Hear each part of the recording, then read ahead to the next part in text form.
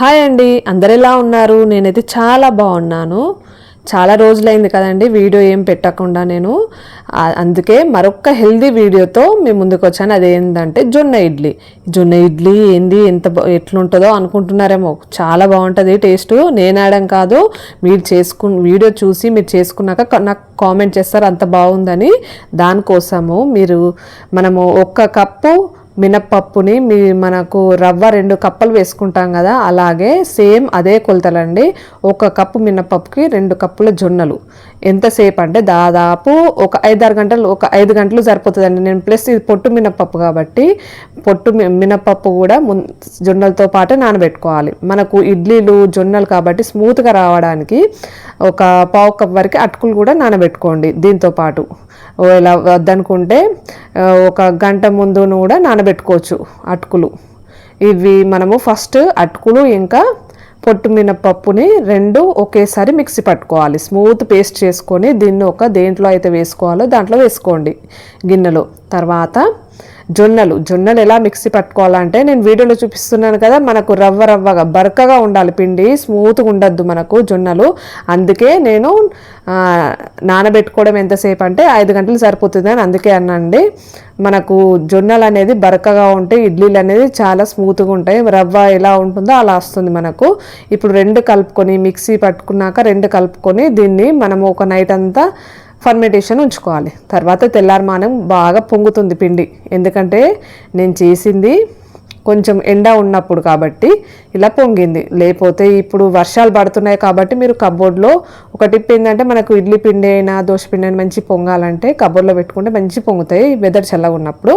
తర్వాత నాకు దాంట్లో కొంచెం సాల్ట్ వేసుకొని నేను ఎక్స్ట్రాగా క్యారెట్ తురుము కూడా వేస్తున్నాను. వద్దని కూడా స్కిప్ చేసుకోవచ్చు, కానీ వేసుకోండి. హెల్దీ కాబట్టి వేసుకోవాల్సిందే.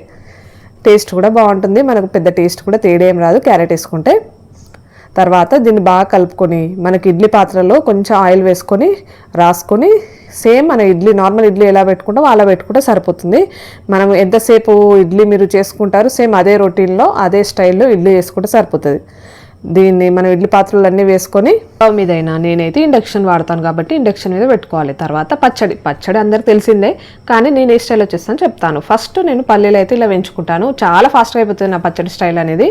తర్వాత దానిలో 2 పచ్చిమిర్చి కారం ఉంటే 2 సరిపోతుంది, లేకపోతే ఎండుమిర్చి అయినా వేసుకోవచ్చు. పచ్చిమిర్చి అస్సలే కారం లేదనుకోండి, దానిలో 2 ఎండుమిర్చి వేస్తే పచ్చడి కూడా చాలా టేస్టీగా ఉంటుంది. తర్వాత 2 ఎల్లిపాయలు, కొద్దిగా సాల్ట్, ఇదంతా వేసుకొని మిక్సీ పట్టుకోండి, కొద్దిగా వాటర్ వేసుకొని. అంతే అండి, పచ్చడి అనేది రెడీ అయిపోయింది. ఇంతే, నాది చాలా ఫాస్ట్గా అయిపోతుంది నా పచ్చడి స్టైల్ అనేది. జస్ట్ పోపు వేసుకుంటే సరిపోతుంది.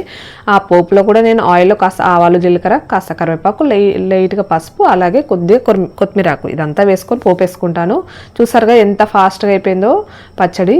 కానీ నేను పచ్చడి మాత్రం చాలా తక్కువగా వేస్తా ఆయిల్, అందుకే నాది ఆయిల్ కూడా పేరుతలేదు. చూస్తున్నారు కదా, హెల్దీ అంటే ఇంతే మరి, ఆయిల్ కూడా తక్కువనే ఉండాలి మనకు హెల్దీ అన్నప్పుడు. తర్వాత చూసారు కదా ఇడ్లీ ఎంత బాగా వచ్చిందో. నేను కాదు, మీకు కూడా తెలుస్తుంది, ఒకసారి మీరు చేసి చూడండి.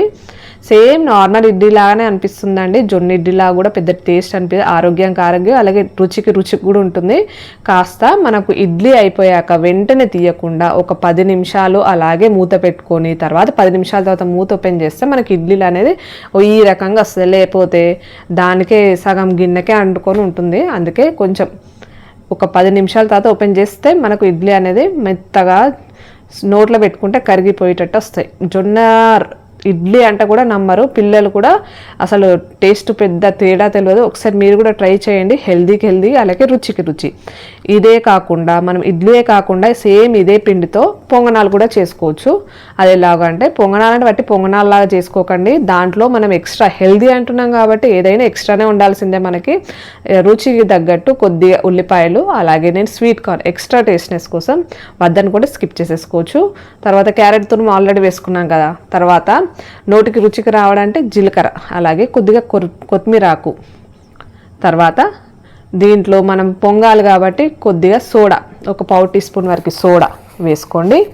వేసుకొని ఆల్రెడీ సాల్ట్ ఈ పిండిలో ఉంది కాబట్టి మనకు సాల్ట్ కూడా అవసరం లేదు. దీన్ని బాగా మిక్స్ చేసుకొని దీన్ని మనము పొంగనాల పిండిలాగా, కొంచెం పొంగనాల పిండి అంటే కొంచెం గట్టిగానే ఉండాలి కదండి, ఆ స్టైల్లో దీన్ని ఇప్పుడు పొంగనాల మీ దగ్గర ఉంటే దాంట్లో కొద్దిగా ఆయిల్ వేసుకొని దీన్ని పొంగనాల్లాగా వేసుకుంటే సరిపోతుంది, అంతే అండి. టూ స్టైల్స్ అన్నట్టు. ఇప్పుడు మనకు ఒకటి ఇడ్లీ చేసుకోవచ్చు, ఒకటి పొంగనాలు చేసుకోవచ్చు. ఇదే పిండితో 2 టైప్స్ ఆఫ్ టిఫిన్స్ అవుతాయి. ఇది కూడా బాగుందండి. పొంగనాలు కూడా బాగానే వస్తాయి, మనకు స్మూత్గా ఉంటాయి, కానీ చాలా టేస్టీగా ఉంటాయి. నేను అనడం కాదు, మీరు ఒకసారి ట్రై చేసి ఎలా వచ్చిందో నాకు కామెంట్ చేయండి. అలాగే మీకు నా కుకింగ్ స్టైల్ నచ్చినట్లయితే ప్లీజ్ నా ఛానల్ని మాత్రం లైక్ చేయండి.